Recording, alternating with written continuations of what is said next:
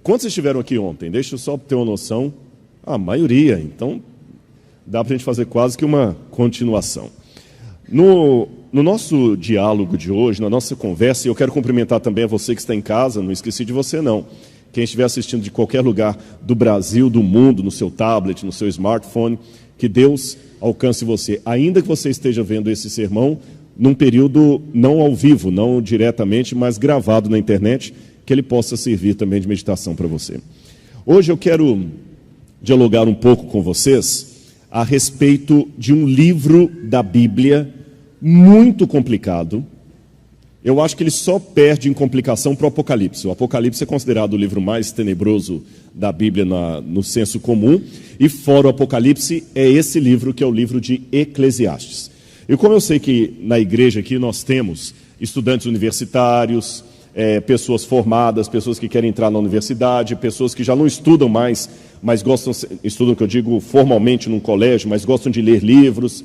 Como eu sei que a mídia hoje aí tem uma grande gama de filósofos tendo o seu canal no YouTube ali, eu resolvi falar um pouquinho de Bíblia e filosofia com vocês, comparando, pode colocar já o PowerPoint, o livro do Eclesiastes e os chamados filósofos do pessimismo.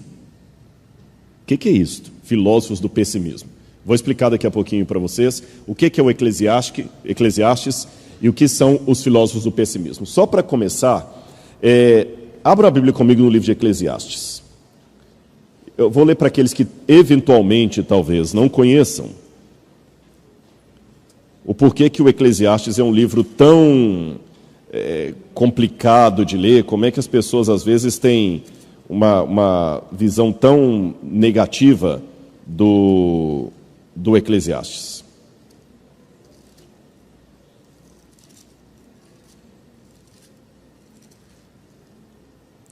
Olha o que ele diz aqui, por exemplo, Eclesiastes, capítulo 4, versículo 1. Diz assim: Vi todas as opressões que se fazem debaixo do sol. Vi as lágrimas dos que foram oprimidos, sem que ninguém os consolasse. Vi a violência na mão dos opressores, sem que ninguém consolasse os oprimidos. Pelo que tenho, por mais felizes os que já morreram, mais do que os que ainda vivem. Olha bem, são mais felizes os que morreram dos que os que ainda vivem. Poxa, que livro é esse? Parece que é um convite ao suicídio. Uma vez alguém até falou, essa história que eu vou contar, às vezes ela é atribuída a Kafka, que é um escritor alemão muito famoso, também é um filósofo pessimista, às vezes é colocada ao Eclesiastes. Que um jovem uma vez chegou para um teólogo e falou assim: olha, eu estou lendo o livro do Eclesiastes e não estou entendendo. Aí o teólogo falou com ele: ainda bem que você não está entendendo, se estivesse você suicidaria. Que é um livro pessimista. Melhor é a casa onde tem luto do que a casa onde tem banquete. Tudo é vaidade. Que livro pessimista.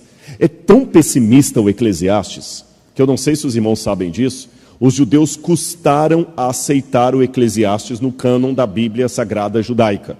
E os cristãos também tiveram severas restrições. Por pouco, o livro de Eclesiastes não faria parte da nossa Bíblia. E os filósofos pessimistas, o que são eles? Filósofo pessimista é um termo técnico, ou filósofos trágicos, que se dá para um grupo de filósofos que, a maioria deles ateus ou céticos, que escreveram com tanto pessimismo sobre a vida, que quem estuda filosofia já sabe, esse aqui é um filósofo trágico. Os dois paladinos dos filósofos pessimistas são Nietzsche e Schopenhauer. Eu sou fascinado pelos filósofos pessimistas. E como eu falei ontem, saúde para quem espirrou. Não era para você. É melhor falar saúde. Sabe de onde que vem esse negócio de saúde? Você vê como é que a gente pega. Na Idade Média acreditava-se que quando a pessoa espirrava, a alma saía pela boca. Então se falava saúde para a alma voltar. Então vê se a alma voltou, viu, Ana? Não deixa no chão aí não. Bom, mas voltando ao que eu estava dizendo para vocês, eu sou apaixonado por ler filósofos pessimistas. E eu sei que muitos que estão talvez assistindo em casa essa minha palestra, ou visitantes que vieram aqui, até os membros da igreja, se surpreendem, porque você nunca imagina que um pregador numa igreja vai falar para todo mundo que ele é fã de ler Nietzsche. E corre até o risco de alguém mais conservador falar assim, tem que cortar esse camarada do quadro de pregadores da igreja. Como é que ele vai à frente e fala que gosta de ler um filósofo ateu? Mas eu falo com você porque, em primeiro lugar, que a própria Bíblia fala que a gente tem que examinar tudo e reter o que é bom. Eu acho que é um grande salto de qualidade intelectual você saber o que você concorda e o que você discorda num autor e saber separar. Acho que isso é o melhor. Isso que é o inteligente. Não é pegar a parte pelo todo ou ignorar a parte pelo todo. Há pessoas que, por causa do preconceito, jogam fora a bacia, o menino e a água suja junto. Joga fora só a água suja, guarda a bacia e o menino, que você vai precisar deles depois. Não joga tudo pela janela. Ou também não caia na simplicidade de pegar o pacote pelo todo. Ah, que legal, eu gosto de pão de queijo, você também gosta de pão de queijo, então eu sou igualzinho você. Não. Ele tem gostos diferentes, de repente ele não torce pelo mesmo time que eu, ele tem uma preferência política diferente da minha. Entendem a questão? Eu acho que você tem que saber fazer isso. Segundo, eu admiro a sinceridade de alguém que discorda de mim. Eu vivo num mundo que eu aprendi a viver com diferenças de opinião. O que eu não suporto, o que eu tenho ojeriza, é quando a pessoa não sabe defender com educação o que ele pensa. Ele defende com agressividade, ele defende com arrogância. É igual os haters da internet, aquele pessoal que qualquer coisa que você coloca lá, você é safado, é sem vergonha. Um dia desse eu gravei um vídeo em Israel, alguém colocou lá assim, é mentira, esses pastores estão querendo dinheiro de vocês. Ele fez isso num estúdio, escondido. Gente, eu estava lá em Israel com a equipe. Um fala que eu fui para lá com dinheiro da igreja, bancando para eu ter férias. Outro acha que eu fiz num estúdio para enganar os irmãos. Então, quer dizer, sempre tem gente querendo ser um hater. Esses eu não tenho muita paciência com eles. Mas quando a pessoa discorda de mim, mas de maneira educada, somos simpáticos. E a terceira razão porque eu gosto dos filósofos pessimistas é porque eles foram, para mim, os mais honestos. Desculpem os que pensam diferente. Nietzsche e outros mais foram os mais honestos em mostrar para o mundo o que é a filosofia ateísta. Porque tem muito ateu que acha que você pode ser ateu e mesmo assim ser uma pessoa bem resolvida em todos os sentidos. E quando eu leio o Schopenhauer, ele fala assim, olha, eu sou ateu convicto e digo, sem Deus o mundo é uma desgraça. Porque a maioria pensa diferente. Falei alguma besteira aqui? Não, né? É porque eu vi uma reação ali. As pessoas pensam diferente, que o mundo é melhor sem esse negócio de Deus, sem esse negócio de religião. Eles falam, não, eu não sou religioso, sou ateu, mas eu admito, eu queria acreditar.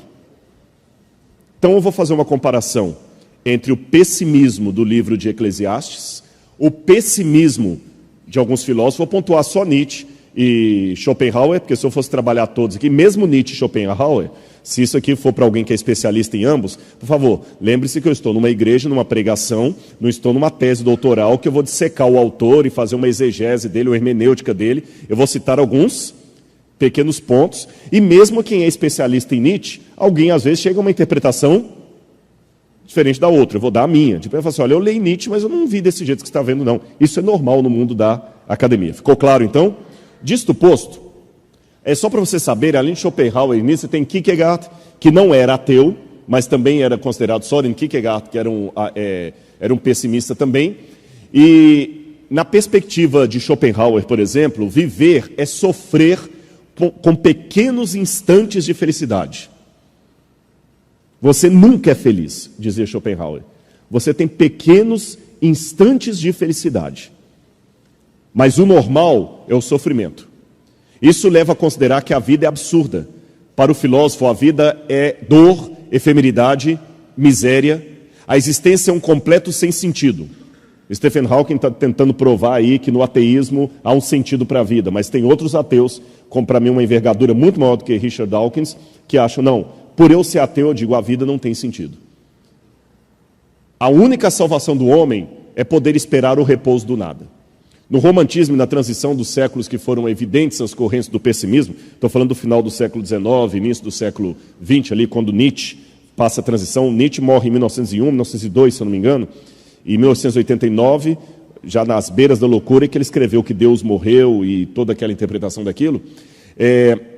O pensamento do vazio, do niilismo e do absurdo é visto não somente em filósofos, mas também em poetas, escritores, músicos. Fernando Pessoa dizia que o ser humano, olha essa frase de Fernando Pessoa, nós somos apenas um cadáver adiado. Chocante, não é? Somos apenas um cadáver adiado. A leitura que o Eclesiastes faz parte, com o pessimismo do Eclesiastes, é chamado na Bíblia de leitura sapiencial. Então o que eu vou fazer aqui nesse pequeno diálogo? Agora vocês já sabem o que são os filósofos pessimistas, eu já dei o nome de alguns deles. Já ficou claro para todo mundo o que são filósofos pessimistas? É uma corrente filosófica, tá bom? Não é um cara que está de mal com a vida simplesmente, não, é uma corrente filosófica. Assim como você tem o existencialismo, você tem várias correntes, você tem aquilo ali. Então eu vou pegar os filósofos agora, vou colocar na parede, vamos conhecer agora essa parte da Bíblia que a gente chama de literatura sapiencial, ou livros de sabedoria, de poesia. A literatura sapiencial é um estilo literário da antiguidade que tem instruções e conselhos práticos para o dia a dia. É um manual de instruções. Sapiencial vem de sabedoria. Tiago, capítulo 1, verso 5, já está o texto lá. Segundo a Bíblia, se alguém tem falta de sabedoria, peça a Deus, e Ele a dará, porque é generoso, e dá com bondade a todos. Se você pedir sabedoria a Deus, Ele vai te dar.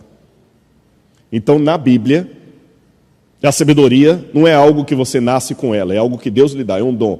E sabedoria não é uma coisa que Deus pode dar apenas para uns e não para outros. Ele dá para quem quiser mesmo. Agora tem uma coisa. Quando você quer, você paga o preço. Entende? Se você quer mesmo, você paga o preço. Que quem quer, dá um jeito. Quem não quer, dá uma desculpa. Então, quando fala que Deus dá sabedoria, não é aquela sabedoria budista de Siddhartha Gautama, que você fica apenas um dia meditando debaixo da figueira e já sai sábio. E passa em qualquer vestibular da FUVEST, aqui no Rio da UFRJ. Da RFJ. UFRJ. Hã? Na PUC, qualquer um, né? Qualquer um, né? Seria tão fácil assim, né? Chegar, passou debaixo da figueira, chega lá, já passa o vestibular. Não é assim. Você tem que estudar. Então, Deus vai dar a sabedoria. Qual foi a frase que eu falei? Quem quer, dá um jeito. Quem não quer, dá uma desculpa. Tá bom? Continuando. Deixa eu falar para vocês um pouquinho, então, da sabedoria no Oriente Médio. Que a Bíblia, esse livro que está na minha mão aqui, ele não foi escrito no aterro do Flamengo. Ele não foi escrito em português. Ele foi escrito em aramaico, hebraico e grego. E ele traz, a princípio, uma cosmovisão de um mundo oriental, um mundo diferente do meu. Lá no Oriente Médio, por exemplo, aqui se um rapaz está apaixonado pela moça, não tem flores aqui, ele dá um buquê de flores para ela. Para uma moça do Oriente Médio, um buquê de flores seria ofensivo, porque a flor é o símbolo do que ele sente por ela, e no dia seguinte a flor murcha. Então ele tem que dar uma pedra, que a pedra é eterna. Já viu que judeu, quando morre uma pessoa, ele coloca pedras em cima do túmulo? Então é um outro tipo de cabeça que eles têm. O que é a sabedoria para eles? Bom, em primeiro lugar, eles expressam a sabedoria como sendo a mesma coisa que o humor. O engraçado, o humor. Qual é a definição oriental de humor? Humor é o óbvio seguido do inesperado. Isso que é o humor. O óbvio seguido do inesperado. Vamos supor que vocês são alunos secundários de uma escola de ensino médio. Tudo adolescente. Adolescente ri de qualquer coisa. E eu sou aquele diretor chato, tipo o diretor Skinner do Simpsons, que ninguém suporta. E eu estou aqui falando, dando uma bronca em todo mundo, daqui a pouquinho eu escorrego, cai sentado no chão com o pé para cima. O que vai acontecer? Todo mundo vai rir. Por que vão rir? Óbvio, seguido do inesperado. Se escorregou, é óbvio que tem que cair, seguido do inesperado. Você nunca esperaria que aquilo iria acontecer. A piada não é justamente isso? O cara começa a contar uma piada. Olha, havia 2 portugueses. Não, isso é lusofobia. Havia 2 japoneses, um chamado Joaquim e outro Manuel.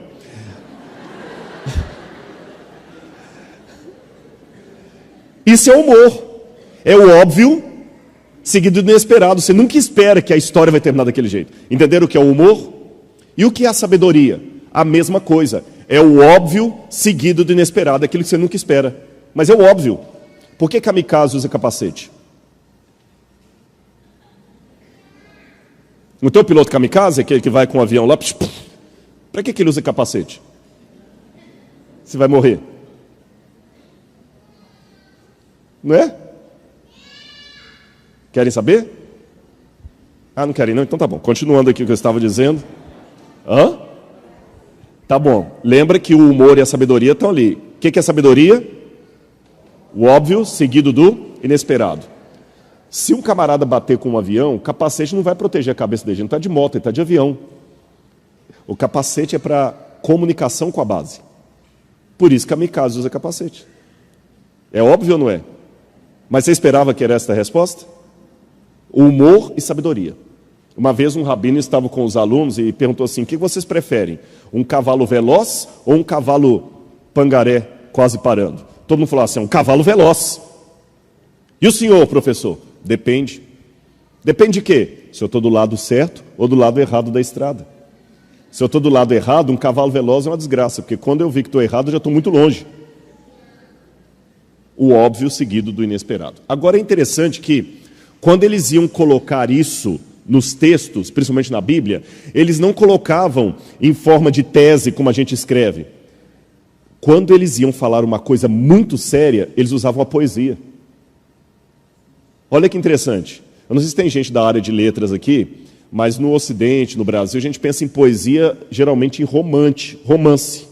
No Oriente Médio, a poesia e a música por tabela... Não é para tocar agora. Não é só... A música por tabela não era apenas o lado romântico, que é o que mais desperta, emotivo, era o lado intelectual. Por quê? A poesia e a música que eles colocavam na poesia era a melhor maneira que eles tinham de fazer um auditório que não tinha acesso à literatura decorar a mensagem. Então olha que interessante, se eu estivesse vendo os tempos bíblicos e estivesse dando um sermão para vocês aqui, eu falaria em prosa. Quando eu parasse de falar em prosa e começasse a falar em poesia, na hora, espera aí que isso é importante. Porque começou a falar em poesia. E se aquela poesia fosse cantada, aí que todo mundo prestava atenção, que é algo para você decorar. A maioria das pessoas não sabiam ler nem escrever. Então o acesso que elas tinham informação através da memória. Por isso que os livros de sabedoria eram colocados em forma de música e poesia. E a poesia não era rima nem métrica. Era paralelismo. Era paralelo. Não é batatinha quando nasce e se esparrama pelo chão. Não, mas é? É isso mesmo, né? Mamãezinha quando dorme põe a mão no coração. É o contrário? Mamãezinha quando esparrama pelo chão põe a batatinha no coração. É mais ou menos isso aí. Entenderam então o ponto? Eles trabalhavam com paralelismo. Bom, eu quero terminar meu sermão aqui 9 horas. Tudo bem? Posso então brincar com vocês um pouquinho de Bíblia? Vamos conhecer a Bíblia? Querem? Porque eu falei dos filósofos pessimistas, vou falar do Eclesiastes, eu vou juntar os dois. Mas como professor eu quero que você saiba bem o que é um e o que é outro. Então vamos brincar um pouco com o texto bíblico? Olha, por exemplo, o Salmo 115, 4 a 7. Isso chama-se elipsis. Salmo, elipse. Elipsis é grego. Salmo 115, 4 a 7. A elipsis, eu vou explicar a vocês o que é. É quando eles colocam a música ou a poesia assim. O cachorro e a cadela. O galo e a galinha. O pombo. Aí o que você está esperando? A pomba, mas eu não falo de propósito. O fato de eu não falar produz na sua mente... Gente, eu estou falando do Oriente Médio Antigo, não estou falando que esse é o método que se usa hoje. Produz na sua mente uma necessidade de completar a frase. Aquilo ajuda na memorização. E muitos salmos usam essa técnica.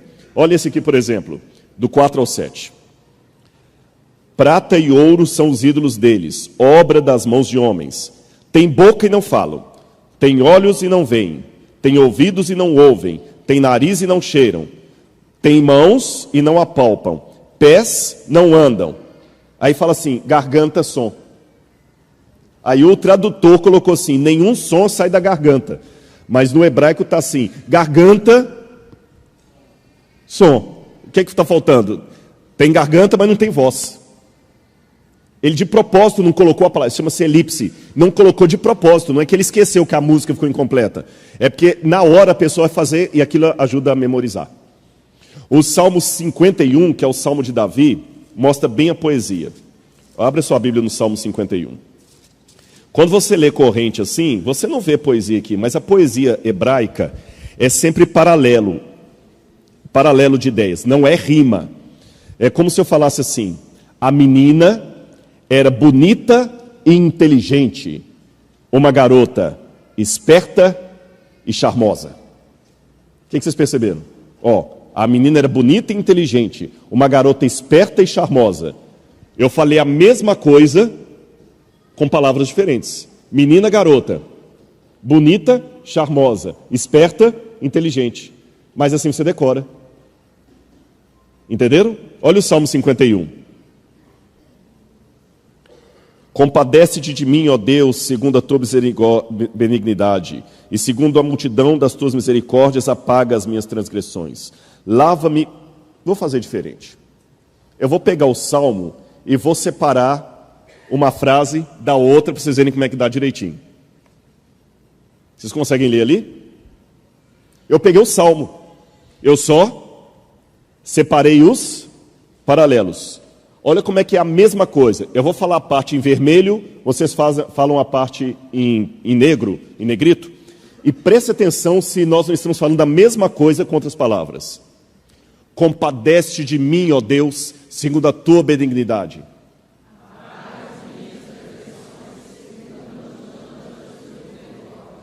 Lava-me completamente da minha iniquidade, pois eu conheço as minhas transgressões. Contra ti somente pequei,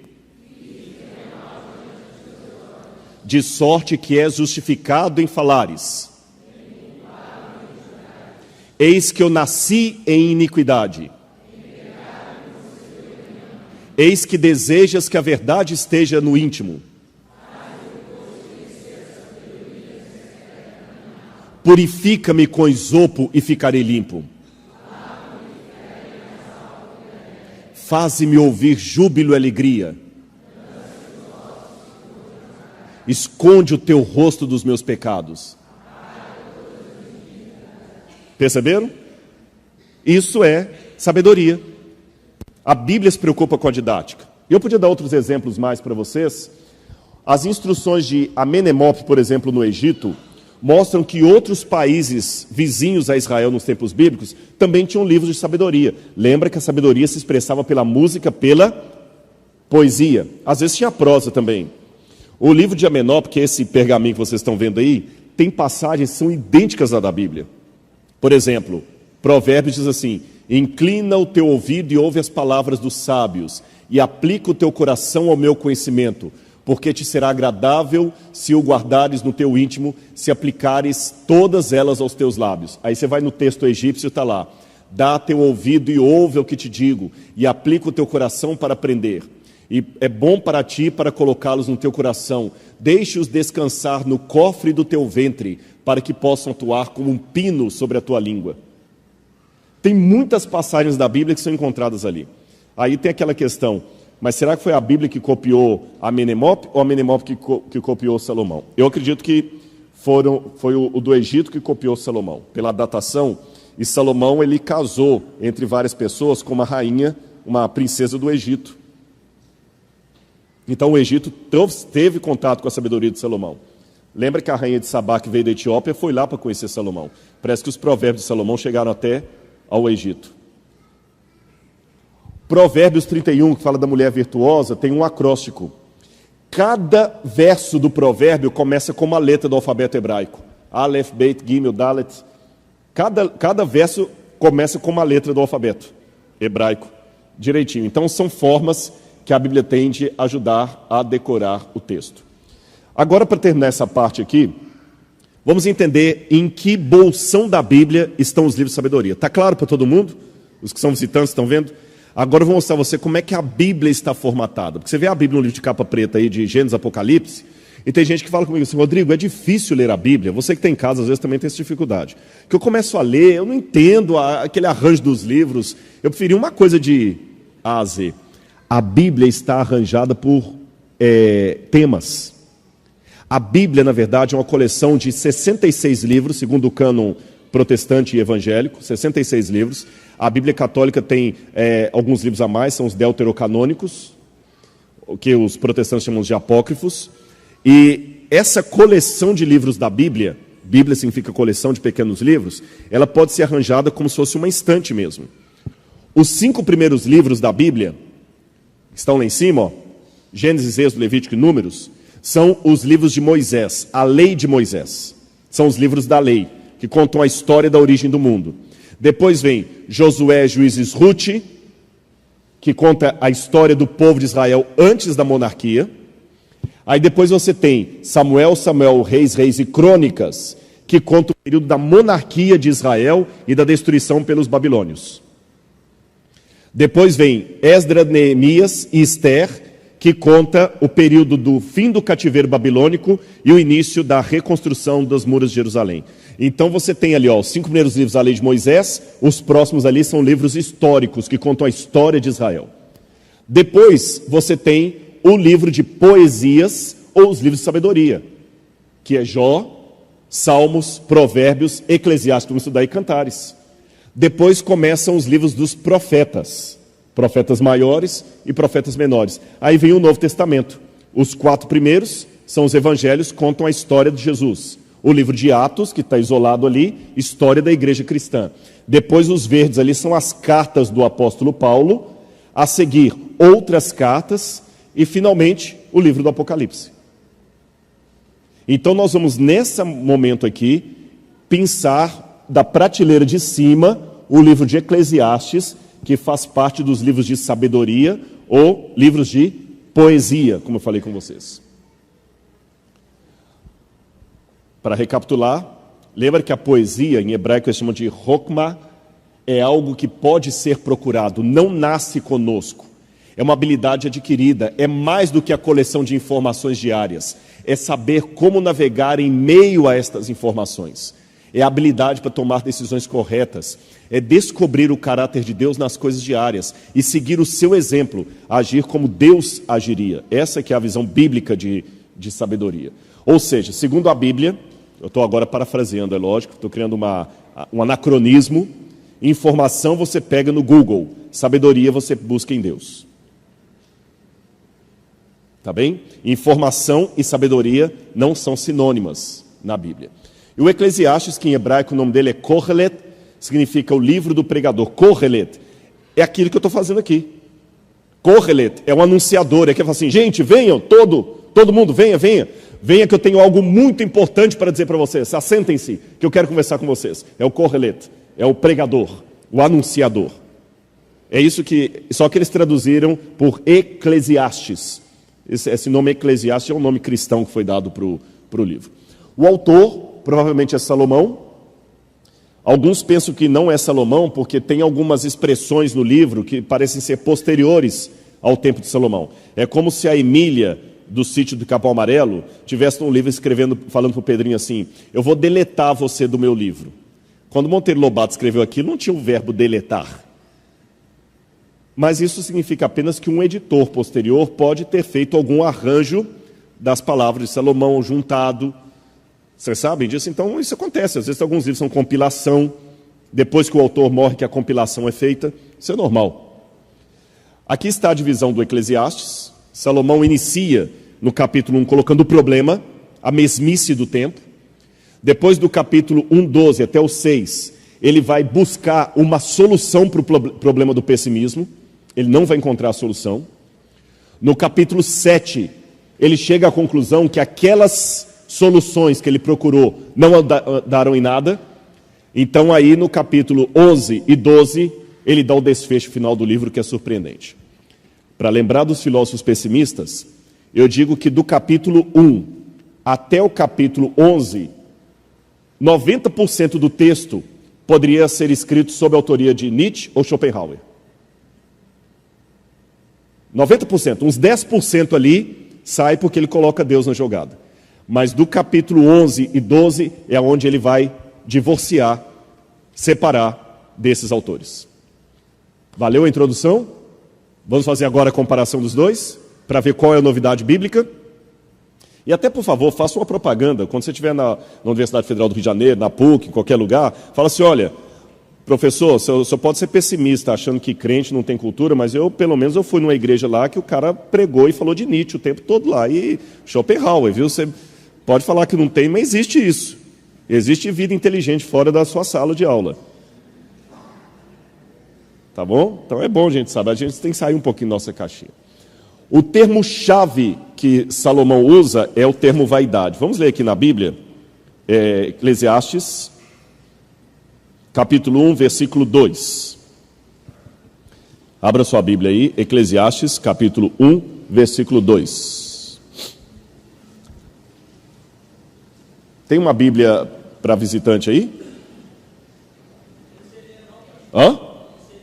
Você vai começar. Arruma uma Bíblia de presente. Sabe por quê? E olha, como é que você sabia que eu ia dar uma Bíblia para você? Vamos fazer um trato? Você tem fé? Eu vou te dar uma Bíblia de presente. Não sei daqui eles vão arrumar, não. Agora você viu. Eu vou te dar uma Bíblia de presente. Eu vou assinar essa Bíblia para você. E um dia você vai vir aqui na frente e vai ler essa Bíblia. Todo mundo vê que você aprendeu a ler. Fechado? Como é que é o seu nome? João Victor. João Victor. Sabe o que significa João Victor? João significa dádiva de Deus em hebraico e Victor significa vitorioso. Olha o significado do seu nome, hein? Ó, depois eu vou assinar para você e você tem um desafio.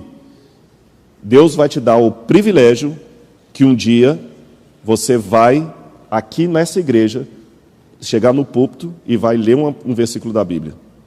Tá bom? No final você conversa comigo. Tá bom? De nada.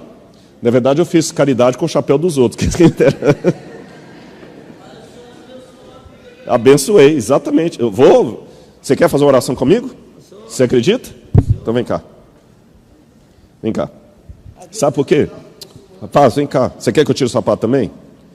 Deixa eu falar com você uma coisa. Tem muito, infelizmente, hoje, João Victor, faz de conta que ninguém está ouvindo a gente, não esquece o povo lá.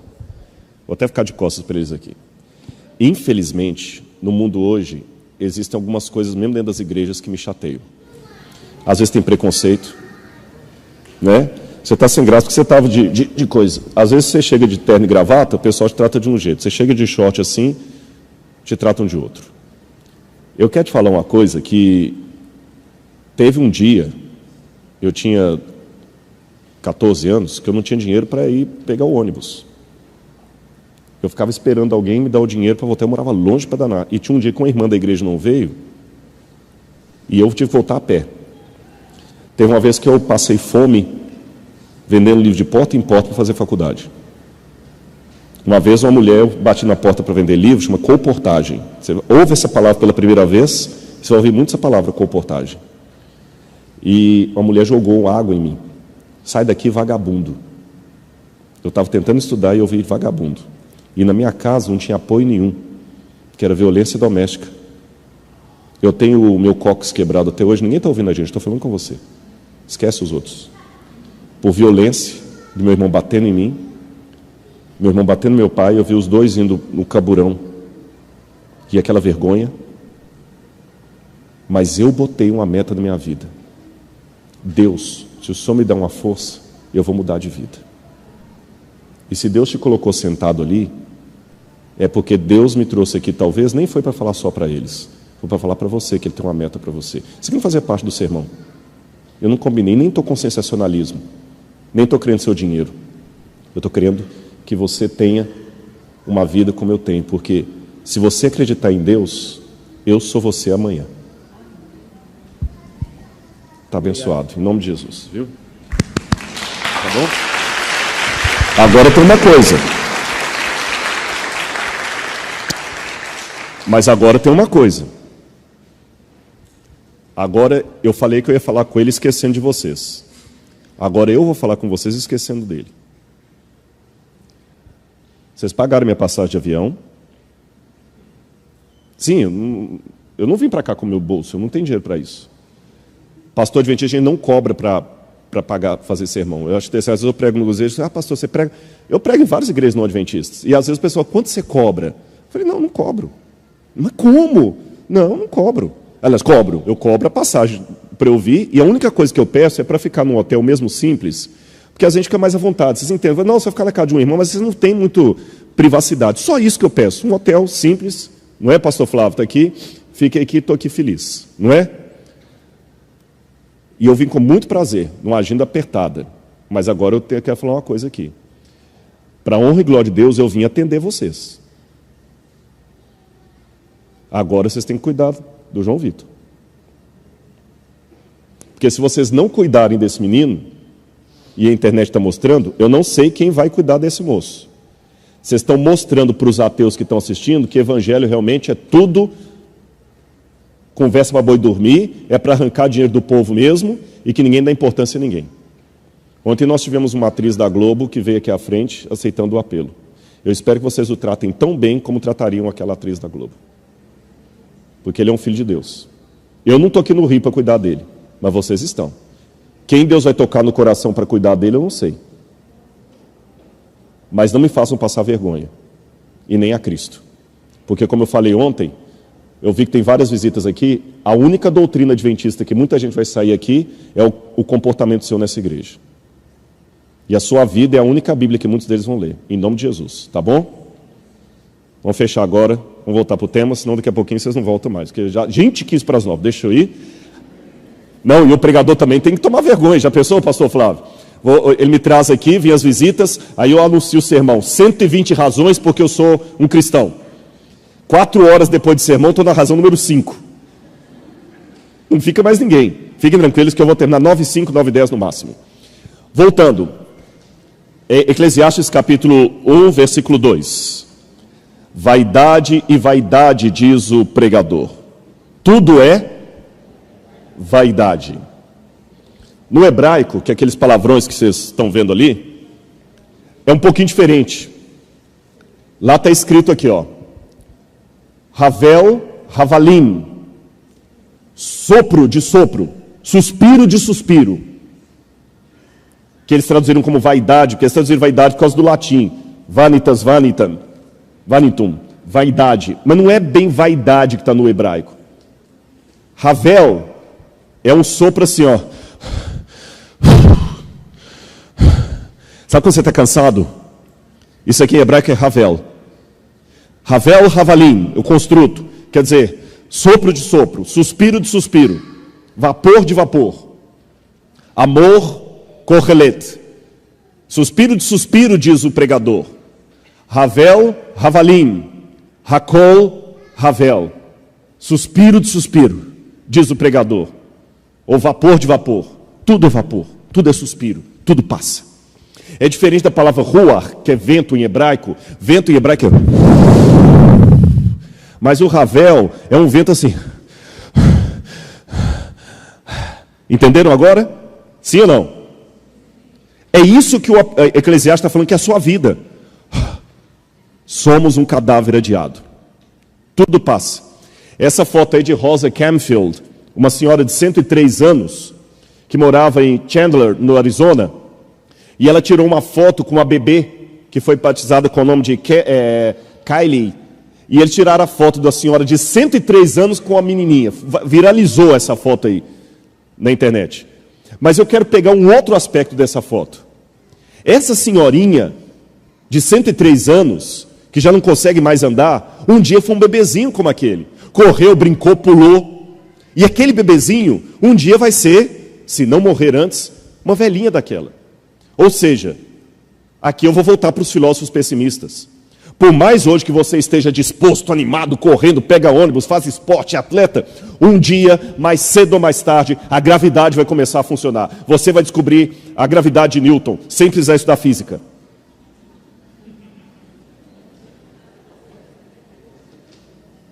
Você vai ver que ela existe. Quando você é jovem, você estuda a física, a gravidade. Quando você é velho, você descobre a gravidade. O corpo vai começar a doer. O cabelo vai ficar mais velho. Vai ficar mais em branco. E você vai envelhecer. E mesmo que hoje você tenha um câncer, e eu faço uma oração aqui, e Deus cure o seu câncer, e você dê um agradecimento à igreja porque Deus curou o seu câncer, mas daqui a alguns anos você vai morrer de qualquer jeito. Até as curas, até os milagres são provisórios. Essa é a vida. Vamos ser sinceros. Agora um pouco do Nietzsche e do Schopenhauer, para alegrar ainda mais essa noite triste que nós estamos aqui. Traduzindo um pouco o Schopenhauer, a vida e a morte, o nascer e o morrer, é o maior jogo de dados que conhecemos. Ansiosos, interessados, agitados, assistimos a cada partida da vida, porque a nossos olhos tudo se resume a isso. É partida. Olha para mim aqui. Eu estou representando os filósofos pessimistas e o Eclesiastes. Mais cedo ou mais tarde, você vai enterrar alguém que você ama. Mais cedo ou mais tarde.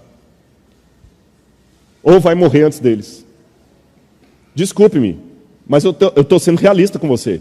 Seu pai, sua mãe, que são um dia, você vai enterrar um dos dois. Ou vai ser enterrado por eles. Você está preparado para isso? Não. Mas é a verdade. A natureza, pelo contrário, é quase sempre sincera e nunca mente. Porque ela contempla a partida com ar de indiferença, não se preocupa com a morte e com a vida do indivíduo, entregando a vida do animal e também do homem e a todos os acasos, não fazendo o mínimo esforço para o salvar. Nós, sem querer, esmagamos um inseto, e nem percebe que matou o bichinho. A lesma morre, necessita de todo o meio, mas ela não tem nem como se defender, não tem como fugir. Na verdade, nós não temos como escapar, a gente sempre finge que não vai morrer. Mas vai. Esse contexto sempre dirigirá a vida de todos os homens e levará para a morte, um fim do qual não há escapatória. Logo, enquanto estiver vivo, o homem estará sempre condenado a sofrer de alguma maneira, seja pela dor, seja pelo tédio, seja pela morte, que é o seu destino inevitável, e desta maneira, viver já é estar condenado ao desespero de uma existência miserável que culminará e acarretará uma vida deplorável. Nós já nascemos condenados. E olha, esses dias eu estava no elevador e tinha uma fila, e tinha um senhor, né? Aí não, elevador, desculpa, foi no avião que aconteceu, não foi elevador. E estava todo mundo entrando, aí o senhor, pode? Eu falei, não, pode o senhor. Eu falei assim, vai que o avião cai, né? Ele falou, então pode ir primeiro. Eu falei, não adianta, mesmo que eu for primeiro, um dia vai cair para você também. Perceberam isso? É só uma questão de prazo. Um prazo que pode acontecer a qualquer momento. Cada minuto pode ser o último. A vida do homem não é mais do que uma luta pela existência com a certeza de ser vencida. Até o ateu, isso aqui eu brinco, o livro que eu escrevi, que vai ser lançado daqui a 3 meses, eu faço uma chacota até com os ateus, os niilistas. Eu desafio um ateu niilista viver pelo niilismo que ele prega. Imagina um clube de ateus, todos ali, seguidores de Michel Onfray, Richard Dawkins, os cavaleiros do Apocalipse ateísta, todos ali, né? Com aquela que Deus não existe, não sei o que tal. Todos alunos de filosofia. Aí um deles chega e fala assim, olha, fui ao médico agora, eu estou com um câncer com metástase do mais agressivo, ele me deu 3 semanas de vida. Aquele mesmo grupo que fala que são bem resolvidos com a situação, que só aceitam coisas matemáticas com dado científico, revista indexada, que não aceita esse papo de igreja, de orar, de torcer, porque tudo isso é conto da carochinha, e são os fracos religiosos que não conseguem enfrentar essa realidade e ficam inventando negócio de paraíso. Nós somos ateus, resolvidos, niilistas. Aí um deles do grupo vai. Se eles forem fiéis ao niilismo, eles devem falar assim, você vai morrer? Ah, rapaz, que legal, então faz o seguinte, você tem 3 semanas de vida, o que você quer comer mais nesses últimos dias? Eu posso fazer um pedido? Você não quer me dar aquele taco de golfe que você tem, já que você não vai usar mais, né? E olha, amigo, sua esposa é bem bonita, viu? Eu acho que eu vou ficar com ela. Vou aproveitar, olha, 3 semanas que ele te deu, rapaz, você quer ir para onde? Vamos fazer uma viagem então, para se despedir da vida, né? E ninguém devia chorar. É normal o curso da vida. Morrer é tão normal como ir ao banheiro, como dormir. Mas não. Nessa hora o niilismo vai embora, eles vão ficar assustados. E um vai chegar, não, calma, companheiro. Nós vamos juntos. Ele não vai falar de oração, ele não é crente, mas vai falar coisa análoga. Ele fala assim, não, calma, você vai sair dessa. Desculpa. Agora o niilista sou eu. Se não existe Deus, não existe oração, que patifaria é essa de você vai sair dessa? Você não conhece estatística, meu amigo? Ele está com câncer terminal. Por que você está mentindo para o cara? Fala a verdade. Vamos torcer por você. Que torcer? Isso é banalidade. É igual ficar sacudindo o saquinho do sorteio achando que vai facilitar a sua pedra sair. É matemática, meu amigo. Se você tem uma pedra em 100, você tem uma chance em 100. Eu posso sacudir quantas vezes for, que a sua chance matemática continua 1 em 100. Vou torcer por você. Você está sendo crente e não está admitindo. Só que não está usando as palavras que os crentes falam. Você não está falando que vai orar, mas falando que vai torcer. Percebeu a questão? Vamos ser realistas.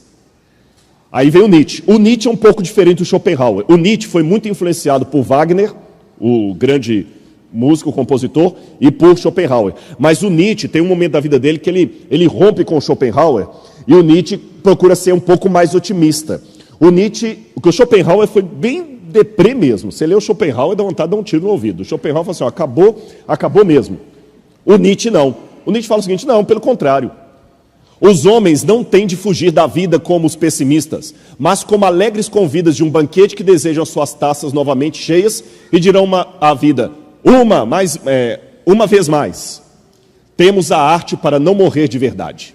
A recompensa final dos mortos, dizia Nietzsche, é morrer apenas uma vez. Depois que eu morrer, eu vou ter a chance que eu não morro nunca mais. Mas em compensação, o que o Nietzsche fez? Se entregou a uma vida de orgia. Você sabe que o Nietzsche teve sífilis? Até um dos motivos possíveis da loucura dele foi isso aí. Bebia para danar, gostava de bordel, entregou-se ao hedonismo máximo, porque Nietzsche reconheceu que era um saco. Então ele falava muito do morrer dançando, da dança da morte, dos bodes, o trágico, a dança trágica. Agora, Salomão também chegou a essa conclusão, que a vida toda é passageira. É um sopro, é um Ravel. Isso aqui que é a vida. Só que Salomão faz um contraste. Deus é eterno. O ateu não aceita Deus, mas eu faria uma pergunta para os ateus que me assistem. Você não acredita em Deus, mas você que é ateu, eu te faço uma pergunta. A eternidade existe? Eu nunca vi nenhum ateu discursando sobre a eternidade. Eternidade existe ou não? Sim ou não? O tempo começou, segundo Stephen Hawking e os físicos. O tempo começou no Big Bang. Não tinha tempo antes. Antes do Big Bang não havia tempo. O tempo começou. O tempo vai ter um fim? Ou o tempo vai ser agora ad eternum? O que há depois do tempo, quando o tempo acabar?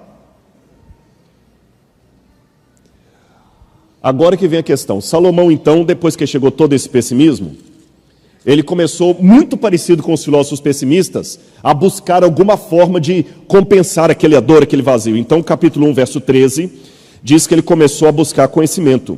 Apliquei o coração a esquadrinhar e a informar-me com a sabedoria de tudo quanto sucede debaixo do céu.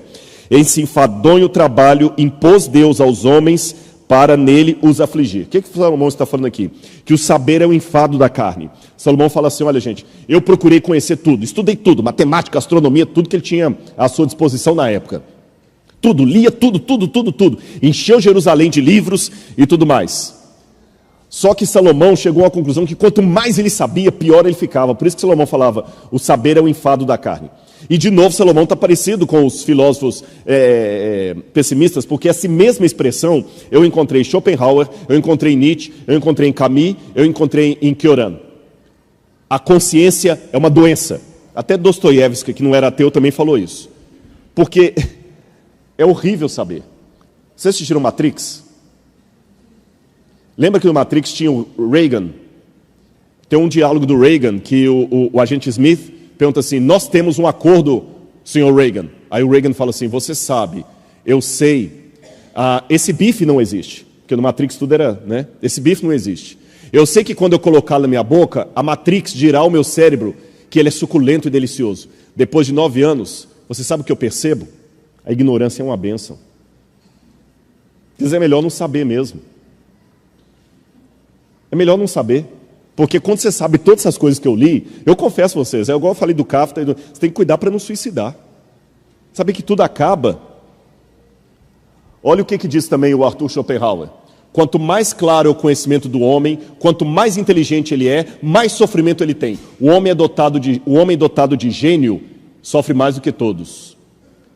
Esse Wayne Luke escreveu um livro muito interessante sobre o problema que a sociedade hoje tem com o excesso de informação. E ele tem mostrado, vou passar um pouquinho mais rápido aqui por causa do tempo, que quanto mais sabemos, menos seguros nós ficamos. Quer um exemplo? Sabe quem tem mais medo de ir a médico? Outro médico. Que ele está na cirurgia, ele sabe coisas que eu, como leigo, não sei. Eu me entrego, vai. Principalmente quando é endoscopia. Ai, que delícia aquele negócio que eles põem. Não dá para fazer de novo, não? Dá uma sensação gostosa aquele negócio, né? Você está de boca aberta, é um negócio depois que você sai, você não pode dirigir. Mas você fala tanta bobagem. Ainda bem que as minhas bobagens todas deram para coisa de igreja. Fiquei feliz, viu? Eu tomei endoscopia uma vez, sendo no hospital, botando a mão na cabeça dos enfermeiros, orando. Graças a Deus que minha bobagem deu para esse lado aí. Mas a ignorância te protege. E hoje, com esse excesso de informação, a gente não está aguentando. Só para você ter noção, no século... o New York Times, hoje, tem mais informação do que uma pessoa adquiriria em toda a sua vida no século XIX, que morasse na Inglaterra. Até o final do ano estarão disponíveis mais de 3 bilhões de páginas na internet. Hoje existem no Brasil mais de 100 TVs a cabo, em diversas línguas, com diferentes especialidades. Há 100 anos, havia 200 revistas científicas indexadas no mundo. Hoje tem mais de 100 mil. Todos os anos é produzido 1,5 bilhão de gigabytes de informação impressa. Se essa informação fosse dividida para as pessoas, cada um tinha que ter um computador de 7 computadores pessoais em casa. Até o final do ano estarão... o excesso de informação já produziu até mesmo a versão atualizada de hipocondríacos, são os cybercondríacos. Pessoas que não estão aguentando mais, e é verdade, você não aguenta mais tanta informação, é tanta coisa que tem que conhecer. A maioria dos sintomas hoje são sérios. Salomão viu que o excesso de informação não resolvia o problema da angústia dele.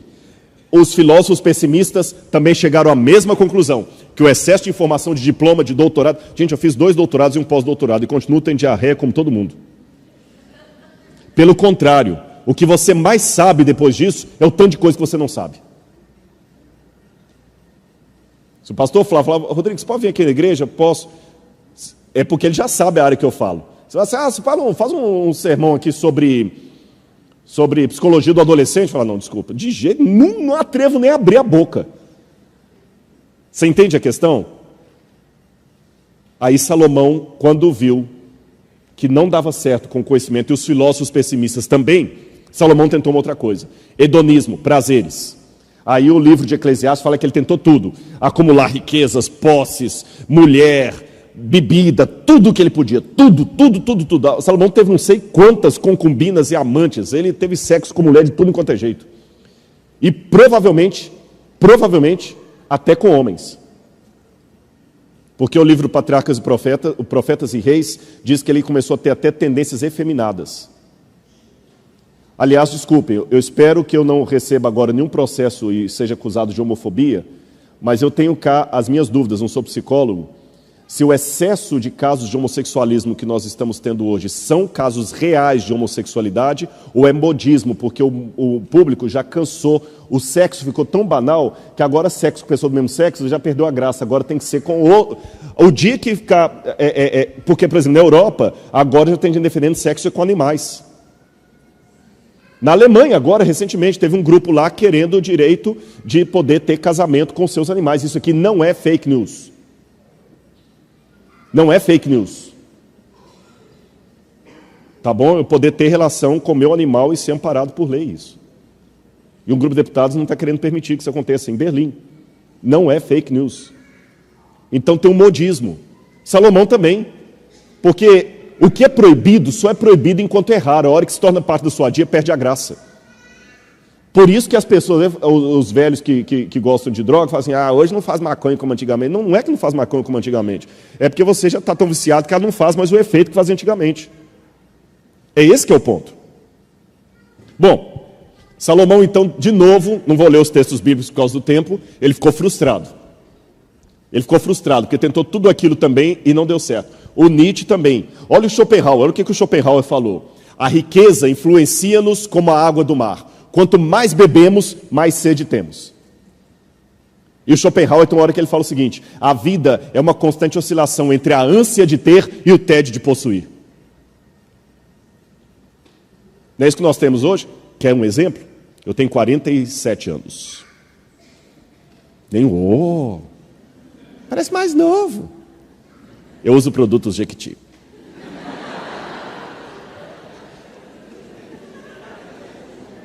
Se isso virar meme, eu estou lascado. Hoje tem que cuidar, tudo falando para a internet vira meme. Mas pelo menos vocês viram, prestar atenção. Quando eu era criança, um chicabom era uma delícia dos deuses. Hoje, se eu der um chicabom para uma criança aqui, ele com a metade joga fora. E nem liga. Quando eu era criança, a gente não podia comer uma coisa perto de criança, a criança ficava assim, ó. Até eles falavam que aguava. Tá de mim, ficou aguado. Não tinha esse negócio de ficar aguado? Hoje, para eles, eu não tenho essa graça. Por quê? Porque quando eu era criança, era muito raro você comer um chocolate. A mãe partia um pedacinho. Depois do almoço, um pedacinho. A casa bombom garoto em cima do guarda-roupa. Quantas sessões de terapia você não teve que resolver esse problema? E sempre chegava o seu irmão e pegava o serenato de amor, que era maior, e você ficava com aquele pequenininho. Hoje, como não tem mais isso, a criançada de hoje não tem mais o prazer com a comida que a gente tem. Mas, em compensação, estão mais acima do peso do que nós. Enfado da carne. Enfado dos prazeres. Salomão percebeu isso, Nietzsche também percebeu. Eu falei com vocês que o Nietzsche terminou também frustrado. O dinheiro é bom, mas vocês sabem que tem um limite do dinheiro?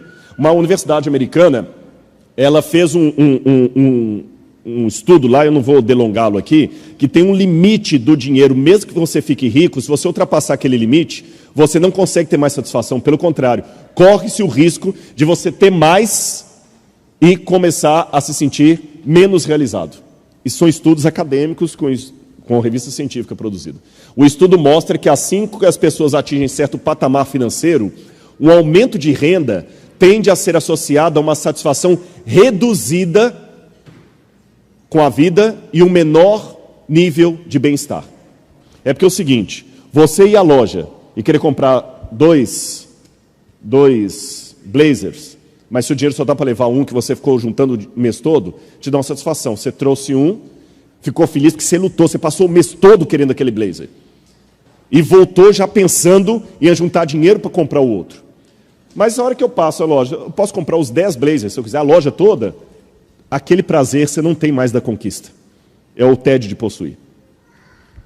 Bom, agora eu termino o meu sermão dizendo onde Salomão e os filósofos nihilistas, os filósofos pessimistas, trágicos, se afastam. Que até aqui, se eu ler Salomão, Nietzsche, Kafka e Schopenhauer, eu não vejo muita diferença, a não ser que Salomão fale de Deus, eles não. Agora eles se afastam, sabe por quê? Eclesiastes capítulo 3, versículo 11. Eclesiastes capítulo 3, versículo 11. Salomão admite uma coisa que os outros não admitiram. Tudo fez Deus formoso no seu tempo. Também pôs a eternidade no coração dos homens. A palavra eternidade no hebraico é olam, ha-olam. O desejo do eterno. E todo ateu há de admitir comigo. Ele pode até não acreditar que Deus exista. Ele pode até acreditar que não tem vida eterna e reino dos céus, mas ele admite que seria tão bom se tivesse. Aliás, uma oração sincera que um ateu pode fazer é: Senhor, que tu existas. Amém. Porque imagina, vou viver para sempre num paraíso, sem enfado, sem briga, sem depressão, sem estresse, sem escândalo, sem mágoa, sem choro, sem lágrima. Gente, só um louco não vai querer um negócio desse. Agora eu pergunto, o livro do Stephen Hawking, Deus, o delírio. Se Deus é um delírio, por que nós nascemos com esse delírio? O Freud dizia que Deus é a compensação de uma carência humana. De onde vem essa carência? Como é que eu posso desejar algo que não existe? Como é que eu posso sentir falta de algo que eu nunca tive? Se nós nascemos com esse vazio com forma de eternidade, de onde vem esse vazio? Porque na natureza, tudo o que o meu corpo pede, existe em algum lugar da natureza. Tem médicos aqui, gente da área médica. Meu organismo não sintetiza vitamina C, estou certo? Sim ou não? Ele não sintetiza. A vitamina C está fora do organismo. Mas se meu organismo tem necessidade da vitamina C, é porque ela existe em algum lugar na natureza. Se eu nasço com o órgão reprodutor masculino e tem necessidade de um outro órgão reprodutor feminino, é porque ele existe. Se eu nasço com pulmões que precisam de oxigênio, é porque o oxigênio existe. Tudo o que o organismo precisa, de questões físicas e emocionais. Não são só as físicas. Existe. Eu tenho necessidade de afeto, existe o objeto do afeto. Eu tenho necessidade de Deus, Deus não existe. Então, de onde vem esse vazio? Salomão admitiu que existe algo que corresponde a esse vazio. Aí, por isso que aquelas coisas que nos abandonam mais cedo ou mais tarde, para Salomão não é um problema, porque tudo isso aqui é provisório. Tudo aquilo que vai me abandonar, a fama, a juventude, que um dia a juventude vai te abandonar, a fama vai te abandonar. Mas isso é provisório. Podem essas coisas que terminam em desaparecimento ser o bem real de nossa alma? Não. Eclesiastes 9, versos 6 a 7. Salomão fala: aproveita a vida. Come, bebe. Tudo com moderação, é claro, não vai comer igual um louco. Curta a mulher da sua juventude, ele fala. Sabe por quê, Salomão disse? Porque essas coisas boas que você tem aqui não são apenas provisórias e passageiras, como eu diria na filosofia pessimista. Elas são, agora vem a visão bíblica, a degustação que Deus lhe permite ter em meio ao sofrimento, para que você saiba o banquete que Ele está se preparando no céu. Na filosofia pessimista, essa coisa, curte porque é só isso aí, acabou. Não tem outro mais. Então você está lá morrendo de fome, o cara vai te trazer um pedacinho daquele negócio gostoso, você come, cai no pedaço do buraco do dente ali, e o filósofo pessimista, o Nietzsche, o Schopenhauer, fala assim: olha, contenta com isso aí que acabou. Mas eu ainda estou com fome. Essa fome não existe, é psicológica, vai dizer Freud. Essa fome que você está tendo é a necessidade de uma comida que não existe. Tá, mas eu tinha um buraco no dente, ainda estou com dor de barriga, estou com fome. Aí vem o Schopenhauer e fala assim: admita a dor de barriga e fica agonizando no chão, porque é isso mesmo. Aí vem o Nietzsche e fala assim: não, faz o seguinte, começa a dançar igual um louco e fingindo que a dor não existe. E Salomão fala assim: não, meu amigo, o contrário, discordo deles. Aproveite esse gosto e deseje-o mais, porque ele é apenas uma degustação. O banquete ainda não foi servido. E aí eu termino com uma colocação do Dostoiévski,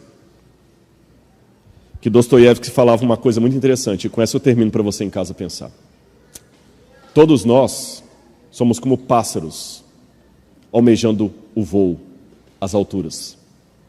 Mas para você voar, você tem que ter a coragem de ter fé. Porque sabe o que é o voo? É você abrir as suas asas, olhar para baixo, ver a imensidão do vazio e nenhuma corda te segurando. E nós queremos voar. Mas os filósofos ateus, existencialistas, dizem que não existe céu. E nos convencem que a realidade e a vida é só esse planeta aqui mesmo e acabou, that's it. Então você se contenta como um pássaro dentro de uma gaiola. Você quer voar, mas não pode. A gaiola é o lugar onde habitam todas as certezas. Porque ali na gaiola, você não fica mais do que 10 centímetros do fundo da gaiola. Na hora que dá fome, o alpiste é colocado para você ali. E você come o alpiste. E canta uma música que quem está fora pensa até que é bonita, mas é um canto triste de um pássaro preso. Deus colocou a eternidade no seu coração. Deus colocou asas para você voar para o céu. Mas convenceram você, mentiram para você dizendo que o céu não existe. Por isso que as filosofias materialistas querem prender você nesse mundo, achando que a vida é só isso e acabou, e que é bobagem acreditar num céu. Aí você fica pessimista, comendo o seu alpiste, cantando para o seu dono, na certeza de uma gaiola existencialista que lhe fecha para algo muito melhor. Por isso que Salomão falou: eu posso ter começado como um pessimista, mas eu não termino meu livro como um pessimista. De tudo o que se tem dito, conclui Salomão, a suma é: teme a Deus e guarda os seus mandamentos, porque este é o dever de todo homem, porque Deus há de trazer juízo a todas as obras, quer sejam boas, quer sejam más, até as que estão escondidas. Com todo respeito aos meus amigos ateus, céticos, você pode até se contentar com a gaiola. Esse pássaro aqui preferiu voar. Que Deus abençoe cada um de vocês. Amém? Vamos ficar em pé e fazer a oração final.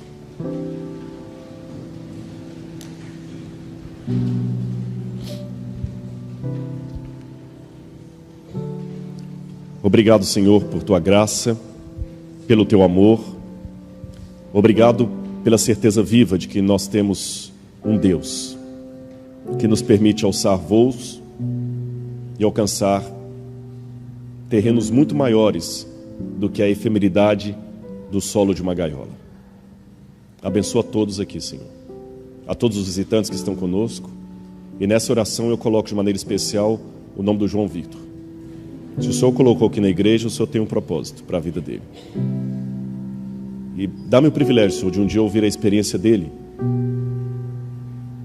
e que ele realmente está crescendo nos Teus caminhos. Guarda-o de todo mal, Senhor, proteja os caminhos dele e dá-nos a Tua paz a cada instante. Em nome de Jesus. Amém, Senhor. Deus abençoe a todos vocês. Muito obrigado. Viu?